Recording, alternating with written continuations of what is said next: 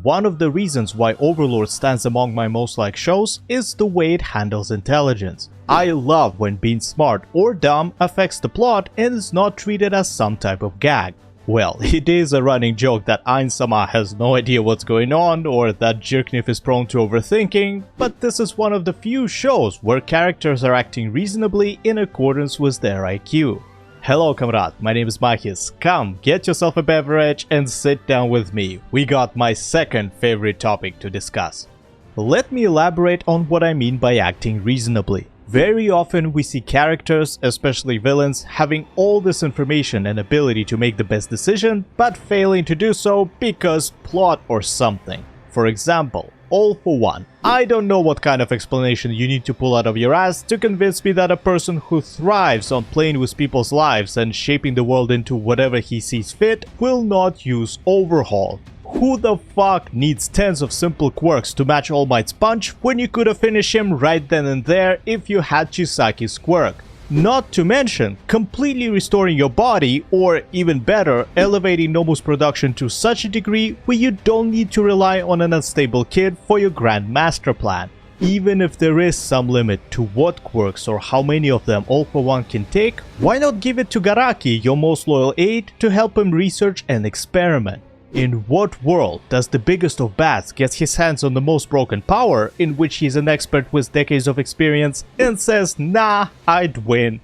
I'll tell you why that happens. Reason number 1. Plot convenience. If All for One behaved like a mastermind he was supposed to be, it'd be over before season 1 even started. Reason number 2. Writing. There are many aspects of being a good author. One of them is how much story they have conceived before actually writing it. Take Attack on Titan. Once you watch the show and go back to the early episodes, you'd be gobsmacked with the amount of hints and clues that were right in front of your eyes all along. The name of the first episode won't let me lie. But what about My Hero? If we look back to the USJ arc, there is this one quirk they made a big deal about. Shock absorption, a direct counter to All Might and by extension, One for All. In the context of that part of the story, things kinda make sense. There is some mysterious power that can shove several quirks into one human. It's quite troublesome, yet once we've beaten and secured them, we shouldn't fight these exact quirks again. Yeah, about that. Turns out Garaki can duplicate quirks and has been doing that for a while, so why wouldn't you have a spare copy of it for future Nomus, or why the main villain doesn't have it during the fight with his arch nemesis? It makes no goddamn sense, and the only reasonable explanation I have is that the quirk duplication as a concept was created way later into the story. Anyway, this is not a My Hero Aka themed video, so let's talk about the right way to utilize your character's cognitive abilities, starting with someone who doesn't even have a brain, literally of course, Ainz making it up as he goes, Olgon-sama. Now this is someone worthy of a whole PhD paper on how can one be so incredibly clueless and still make the best possible decisions. Let's break it down. First are his stats. His avatar's main attribute is in fact intelligence, which is maxed, and in addition he has either maxed or very high luck stat. Considering that these characteristics have imprinted on him when he got transported into the new world, Mamoga on paper, and as we saw many times during the story, is already a perfect improvisation artist. However, we shouldn't give all credit to his character sheet, as the second part of his intellect is his very own. Before becoming the Overlord, Suzuki Satoru was the leader of one of the top guilds in Yggdrasil. That's no easy feat. You have to be smart, charismatic and dependable so that people choose to follow you in such an environment. He might not have had the IQ of Demiurgus, yet he was an ace at gathering, processing and using data, the testament to which was his victory over Shaltir. Moreover, he memorized almost everything about all denizens of Nazarick in a matter of days, which doesn't necessarily mean that he is smart, but shows that he can retain a lot of information within that shiny skull. The reason for his so-called stupidity is very simple. He's just not thinking that far ahead or at all sometimes, because let's be real, when he does use the void between his temples, everything goes according to Keikaku. Shaltir's fight and its cover-up, Cocytus and Lizardman, or anything else where Ainsama decided I'ma go to place X and do Y. Look at how he handled Einzak and dwarves. Textbook execution of come in, establish yourself in a common interest, inspire / call to action. It wasn't Rimuru's speech which was mostly carried by vibes. No, he went from being scary and untrustworthy to respectable and we will leave our own country with you in a matter of a single conversation. That's impossible for an average Joe. And the thing is, if you were to watch Overlord without hearing his inner monologue or an occasional I don't get it gag, you'd think that Maruyama made a few spelling mistakes in the name Aizen and won't question his intelligence at all.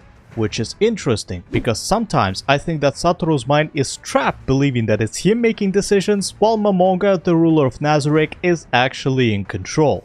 It's not all sunshine and rainbows though. When you are a leader whose wisdom and planning seem to transcend common understanding, everything you say or do is going to be interpreted accordingly. Ainsama literally can't make a joke or a sarcastic remark without people around him taking it super seriously. Case in point, him crashing the Coliseum party. He says, quote, "Coincidence is such a scary thing," which from his point of view was, "Hey bro, fancy meeting you here," but from Jirknev's, it was a disaster of biblical proportions. I mean, in that situation, pretty much any line would have been a fatality, so maybe that wasn't the best example, but it was certainly the funniest. Speaking of whom, El Nix is a very clever character with a little twist on the archetype, overthinking with a side of crippling paranoia. The latter can be explained with the big bony brother constantly watching him, as per my video on Season 1 Overlord items, surveillance spells aren't perfect and make the victim feel like they are being watched. Thinking too much though, that's just how he is, and ironically that's his biggest flaw.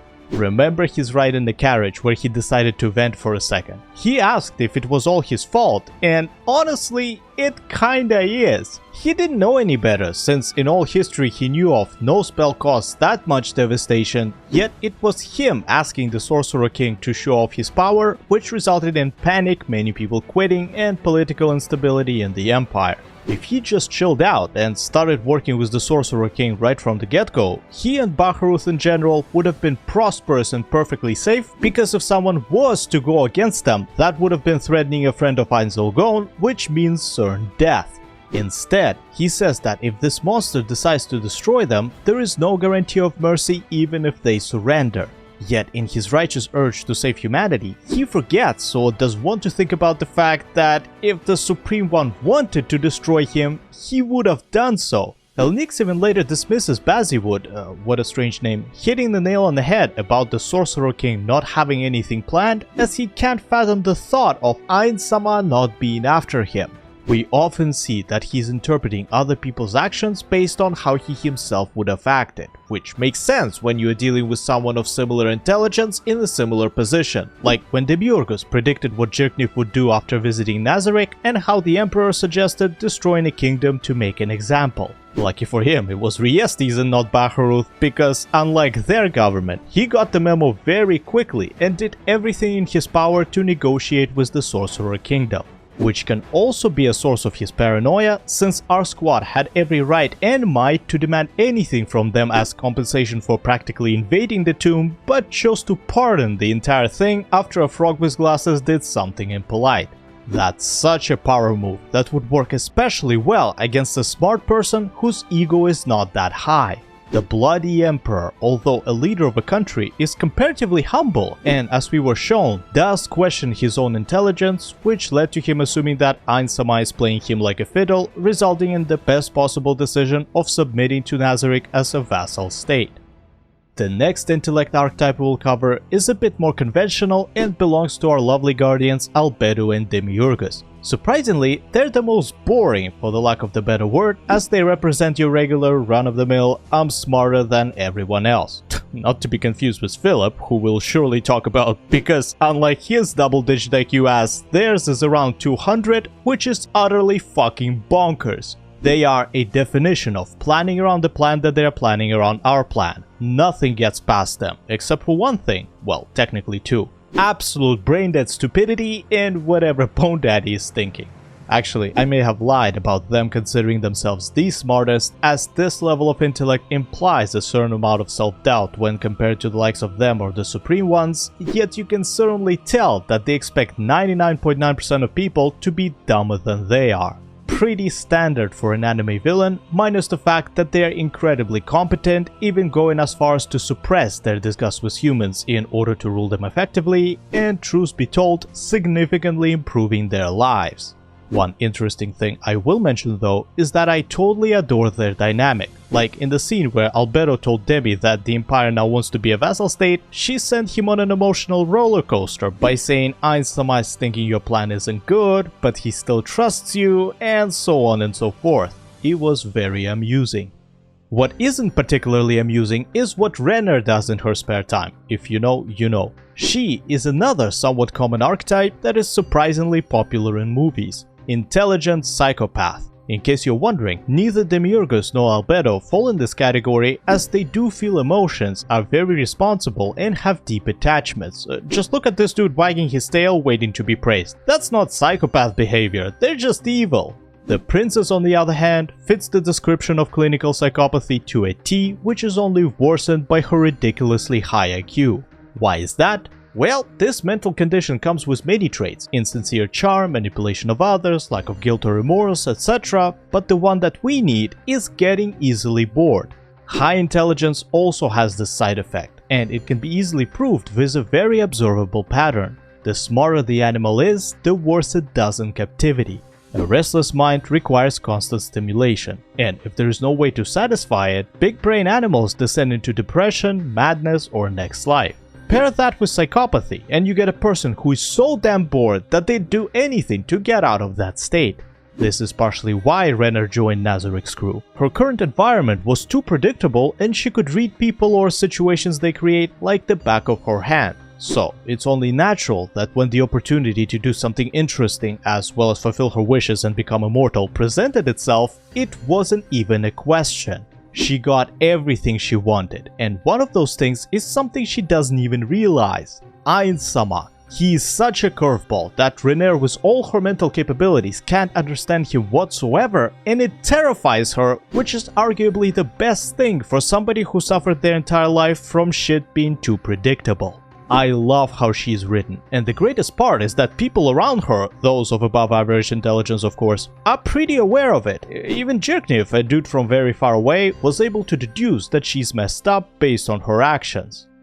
Real quick, for those of you who question if it's possible for a person with inability to build emotional attachment to have such an obsession over climb, I can confirm that it is, with the best possible analogy I can give being a pair of favorite shoes. They don't make you feel butterflies in the stomach, or I hope not, but you love wearing them because they are so comfy. Now, let's bring it down a notch and talk about characters who are just smart. Prince Zanuck and Marquise Raven. They're pretty comparable in the intelligence department, which is probably why they managed to get along so well and were planning the bright future of their country. I'm not kidding, they were the only people in the Riestes government who both could and wanted to make this kingdom great. Ramposa, for instance, was a good king in terms of his morals and such, but he ultimately failed as a ruler given the condition their country is in. He tried to make amends by offering his head, which could have achieved many things, like preventing the power struggle for the throne, taking responsibility Ainsama style, and maybe stopping the war from happening. Zanuck, however, understood exactly what was going on and what position they were in. He didn't give up, proceeded to hold the kingdom together, and even parlayed with the Sorcerer King. One can say he stopped the invasion, since Ainsama was about to recall his forces after their conversation, yet human stupidity struck again. This was a much more kingly thing to do in comparison to how Raven responded. Complete shutdown. I can't even blame him, he saw some serious shit and concluded that there is nothing that can be done. It's what this story is all about. How would people handle the threat of an evil overlord? Zanuck and Raven are the prime examples of two routes that can be taken here. Resist until the bitter end, or count your losses and accept your fate. There are other options of course, but what's fascinating is how many characters in the show do submit while still holding on to the idea that one day the plan will come together and they will be victorious, until they see enough carnage to learn that it's all futile.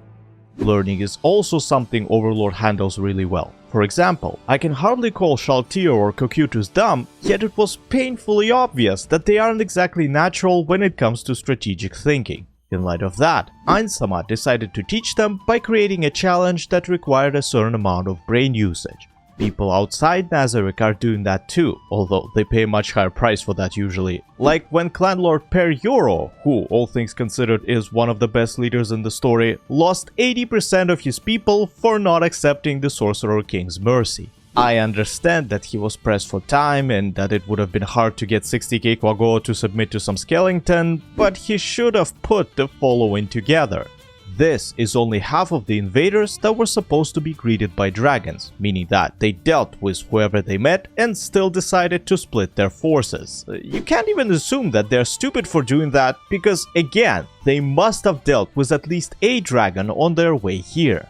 Well, he fucked up. So let's go over a few good examples of conventional intelligence this anime showed us. Enfi realizing that Momon and Einzolgon are the same person. It wasn't that difficult considering he alone knew of Albedo being involved with both of them, but I do like the quick thinking, just like when he explained his reasons for hiring a no-name adventurer. Lizard people. They might live a primitive lifestyle, yet they have a lot of practical smarts in addition to begrudgingly listening to their experienced peers. Slaying theocracy. They honestly surprise me with their ability to put information together and make educated guesses, like bringing up that Momon, Einzolgon, Honyu Pinyoko and Yaldabaoth might be working together. They quickly dismissed it, but hey, at least they thought of it. There are many other examples. The Dwarf's Arc alone has so much negotiations and decision making that it will take an entire video. So instead, I'll quickly compliment something I usually criticize in many shows: reconnaissance and info gathering. Here, everybody above triple digit IQ does it, and it fills my heart with joy. Not everybody has an IQ that high, and what better example to use than Riesti's nobles? Argumentative, arrogant, selfish, and irresponsible. These are the types of people who can't see the forest behind the trees and who won't believe that 2 + 2 = 4 just because it was said by a kid. No amount of learning will save them. And the apex of such humans is this specimen, Philip Montserrat. Boy, you have to actually try to be this stupid, as not only does he not think even a step further, but the actions he does take make so little sense that it took me 3 whole watch-throughs to fully understand what he was doing. Just think about it for a second. To rob a cargo from a kingdom whose leader killed more than 100,000 soldiers with one spell. Not to go hide and launder it, but to resell at a lower price. That's the equivalent of going into the royal treasury, showing yourself on camera, grabbing the biggest diamond they have, and trying to sell it at your local pawn shop. His colleagues at least accounted for this endeavor going south by scapegoating Philip, who didn't even consider this plan not working perfectly. I'm not giving them any credit, just so we're clear, because these two absolute melons sat down, calculated the Sorcerer Kingdom's manpower, and agreed that if the war was to happen, their domains would be far enough from the front. I don't know what kind of math or meth they used, and I don't want to know, as even thinking about it makes me feel like I'm losing brain cells. What I will add though, is that between this imbecile and Renaer, he is arguably worse, cause unlike the princess who sold out the country intentionally, Philip had no idea what he was doing and never understood that it was all his fault. It was I, Mahis, risking brain damage into the microphone. Have a great whatever time of the day you have. Until next time, cheers. В рот не колбасу, I forgot to press the record button. An entire hour gone. No, it wasn't gone. It was a rehearsal. Yeah, it was a rehearsal.